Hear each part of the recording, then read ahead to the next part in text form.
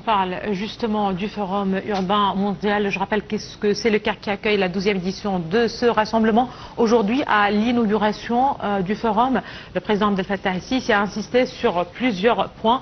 Un premier point qui concerne les défis, les conflits, surtout que connaissent certains pays de la région et qui représentent un défi énorme pour l'urbanisation. Un second point, voilà, en gros comme ça, qui parle des efforts de l'Égypte en vue de réaliser justement son développement urbain lié étroitement à son développement durable. Pour plus de précisions, nous avons le plaisir d'avoir avec nous en ligne, en direct, M. Simon Michael, qui est un expert en économie. Bonsoir, M. Simon Michael. Bonsoir. Voilà, c'est le chef de l'État, le président Abdel Fattah el-Sisi, qui a précisé, qui a insisté sur ce point. C'est un rassemblement, c'est un forum qui se tient dans un contexte très délicat. Le président Sisi a affirmé que cette 12e édition se tient donc dans des conditions critiques pour le monde entier, où ce monde affronte des crises internationales successives et des guerres, ainsi que des répercussions, ou les répercussions plutôt destructrices sur les villes. Voilà, qui connaissent justement ces guerres, les agglomérations urbaines et surtout les aspects de la vie, ce qui nécessite justement, selon le président Sisi, la mobilisation des efforts et de la volonté politique pour mettre fin au conflit et instaurer la paix. Là, c'est un point très important. Voilà, on parle de la volonté politique qui pourrait être derrière certainement n'importe quelle mobilisation pour réaliser l'urbanisation et l'égalité à tous.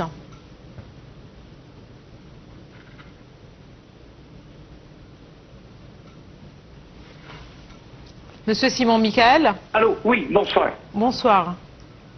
Est-ce que vous m'entendez? Oui, je vous écoute, oui. C'était la question, s'il vous plaît. Voilà, en fait, je parle du discours du président Abdel Fattah el-Sisi à l'inauguration de ce forum. Et je rappelle que le président Abdel Fattah el-Sisi a précisé que ce forum se tient dans des conditions critiques pour le monde entier. C'est le monde qui affronte, justement, je rappelle, et je cite, des crises internationales successives et des guerres qui ont des répercussions destructrices sur les villes. Le président Sisi a précisé que pour toute mobilisation, il faut qu'il y ait une volonté politique. Oui. Voilà, ça c'est un mot-clé en fait. Raison. Oui, exactement ça. Et d'ici vient le choix du Caire. Le choix du Caire pour cet événement, il reflète la reconnaissance des efforts remarquables de l'Égypte en matière de développement durable urbain. Tout cela se fait avec des projets clés comme le projet de la nouvelle capitale administrative et à la restructuration des infrastructures. Alors, l'Égypte a montré l'exemple dans le domaine de la transformation urbaine en Afrique. Et le pays, il a également été le premier dans le monde arabe à adopter une stratégie nationale pour le logement en respectant le droit pour un logement décent inscrit dans la Déclaration universelle des droits de l'homme. Alors l'Égypte a fait un très beau programme et on a réalisé un programme tellement riche dont il y aura à l'intérieur duquel 560 événements, 6 dialogues de haut niveau, 9 sessions spécialisées, des activités qui explorent des thèmes centraux comme par exemple la résilience climatique, l'équité sociale, l'intégration de la technologie pour tout ce qui est urbain. Aussi bien, on réalise une exposition urbaine qui met en place toutes les innovations en matière de logement, de transport, de la gestion des déchets et aussi bien l'aménagement des espaces publics. Alors l'Égypte devient une vitrine internationale qui attire l'attention en tant qu'un modèle d'innovation et de modernisation urbaine. Vous savez très bien que l'Afrique, avec l'urbanisation, c'est la plus rapide au monde et on est en face des défis très spécifiques. Ça veut dire on a tous les sujets comme l'accès aux infrastructures de base, comme la gestion de l'augmentation de la population urbaine, aussi bien que l'impact qui se fait causé par le changement climatique. Alors ce forum, il permettra d'étudier comment adapter les politiques urbaines pour répondre à ces défis tout en respectant tous les besoins locaux et les spécialités culturelles de chaque région. Et les experts sont en train de partager leur expérience et proposent des solutions très adaptables pour les réalités de chaque pays. C'est une participation internationale dans laquelle on trouve presque 60 ministres avec tous les intervenants qui sont de très haut niveau. C'est une très grande opportunité pour l'Égypte pour renforcer sa place sur la scène internationale. Il se trouve dans ce forum de personnalités très influentes. Oui. Il y aura des architectes de renommée. Je vous mentionner deux d'une très grande réputation. C'est Yasmin Bari et Carlos Moreno. Et alors tous les deux sont présents et ils enrichissent les discussions sur les innovations urbaines. Et aussi bien, ça peut permettre pour consolider des partenariats internationaux pour une coopération durable dans la matière de développement urbain. Vous savez très bien que l'Égypte compte beaucoup sur le tourisme. Oui. Alors, tout cela travaille pour notre avantage, car cet événement va faire le pont entre le passé et le venu et l'avenir. Alors, le Caire, par exemple, cette ville emblématique du patrimoine historique avec les pyramides qu'on possède et les sites culturels, on incarne, nous, la tradition et la modernité. Alors, quand on accueille un événement pareil, c'est une fenêtre pour notre... Oui, tout à fait. En fait, un mot en plus, peut-être, c'est pas seulement, comme vous l'avez justement précisé, une ville emblématique avec son côté aussi moderne, mais aussi une modernité qui continue avec les banlieues. Quand on regarde, voilà, on parle plus de banlieue peut-être, quand on parle de la ville de 6 octobre,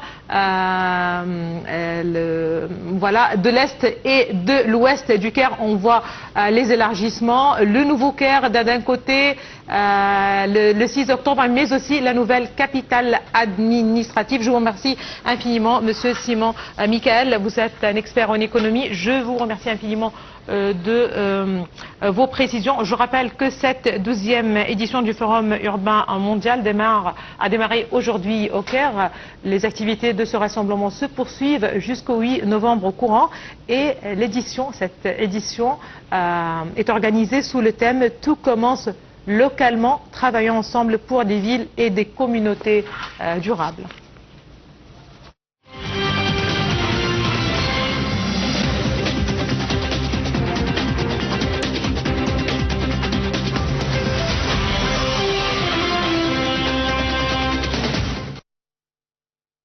La 12e édition du Forum urbain mondial, le FUM12, organisé par ONU Habitat, a débuté aujourd'hui ses travaux au Caire. Le forum réunira plus de 20 000 délégués de plus de 170 pays.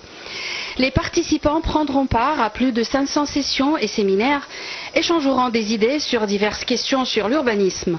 Le Premier ministre Mostafa Madbouli, la directrice exécutive du Programme des Nations Unies pour les établissements humains et la directrice exécutive du Programme des Nations Unies pour l'environnement ont pris la parole lors d'une conférence de presse tenue avant l'ouverture du forum portant sur le thème « Tout commence à la maison, action locale pour des villes et des communautés durables » organisée en coopération avec UN Habitat.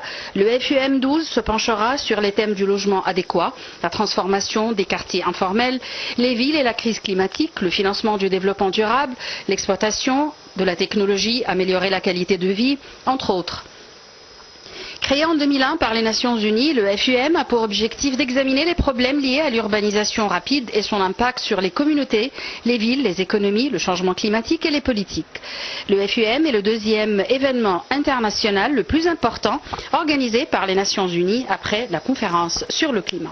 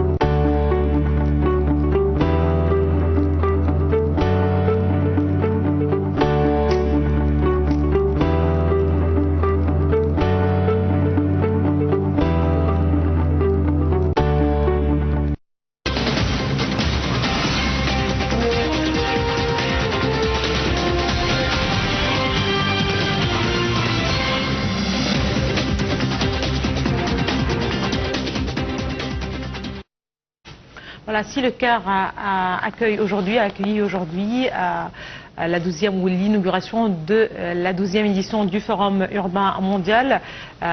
C'est le Caire qui a aussi accueilli hier la directrice du Fonds monétaire international, Kristalina Georgieva, qui est venue en Égypte pour débattre et pour parler justement du programme de réforme économique. En fait, le Fonds monétaire international commencera, je vous rappelle, mardi à passer en revue le programme de près de 46 mois à l'Égypte. C'est ce qu'a déclaré hier le Premier ministre Mustafa Madbouli. La directrice du Fonds monétaire international, Kristalina Georgieva, a déclaré hier que les mesures prises par l'Égypte ont permis justement de renforcer les indicateurs macroéconomiques. Voici les détails.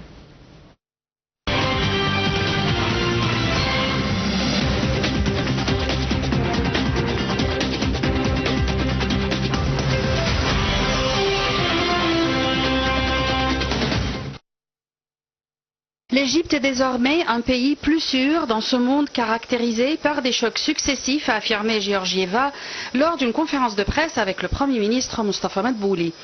Nous nous attendons à ce que l'inflation en Égypte tombe à 16% d'ici la fin de l'année fiscale. L'économie égyptienne réalisera une croissance de 4,2% l'année prochaine, a ajouté la présidente du FMI, saluant la coopération entre le gouvernement et le secteur privé qui a permis de créer des emplois et d'améliorer la protection sociale.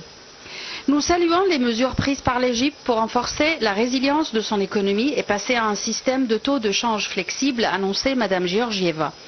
Elle a également affirmé que le fonds soutient la stabilité et le développement économique. De son côté, le Premier ministre a déclaré que la 4e révision du FMI commencera mardi 5 novembre. Nous nous attendons à un partenariat plus fructueux avec le FMI dans la période à venir, a-t-il assuré. L'examen initialement prévu pour la fin septembre fait partie d'un accord de prêt que l'Égypte a signé avec le FMI en avril, qui a été porté plus tôt cette année de 3 à 8 milliards de dollars pour aider le pays à gérer ses défis économiques. Cet examen doit aboutir à débloquer 1,2 milliard de dollars de nouveaux financements du FMI. Mme Georgieva a déclaré que l'Égypte accorderait la priorité à l'allègement du fardeau que représente l'inflation sur les citoyens.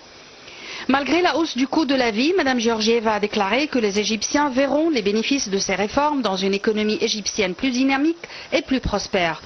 Le directeur du FMI pour le Moyen-Orient et l'Asie centrale avait cité la semaine dernière parmi les défis de l'économie égyptienne les conflits à Gaza, au Liban et au Soudan, ainsi qu'une baisse des revenus du canal de Suez.